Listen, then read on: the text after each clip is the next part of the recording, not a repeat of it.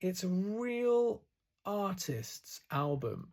And I know you might say that's stupid, it's Madonna, she's an artist, but I just mean it's bold, it's brave, it has something to say, both lyrically and sonically.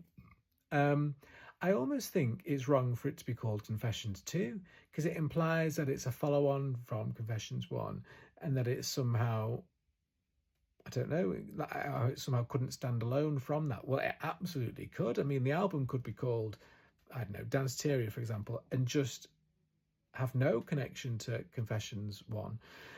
Obviously, it would do because of Stuart Price and him, producing all the tracks. But I just mean the sonic landscape has moved on. It's not just kitsch pastiche of Confessions 1. It's not. It's completely contemporary.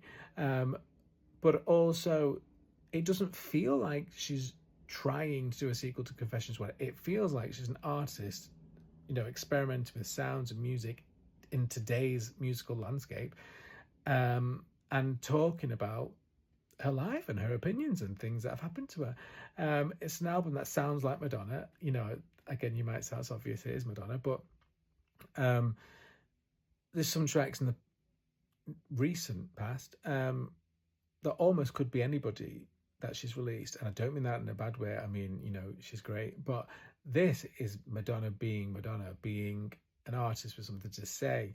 And this review, I've only listened to the whole album once all the way through, and I know it's going to be an album that I listen to over and over again. But because of the light and shade in it, because of the say especially the latter half of the album, where it gets more experimental, more introspective and reflective, it's going to be an album that keeps giving, because the first half is, all of it's poppy, all of it's danceable, but I mean the first half is slightly more poppy and danceable, and less introspective. And then, I mean, on reflection, the third track, One Step Away, is already a bit Ray of Light-esque.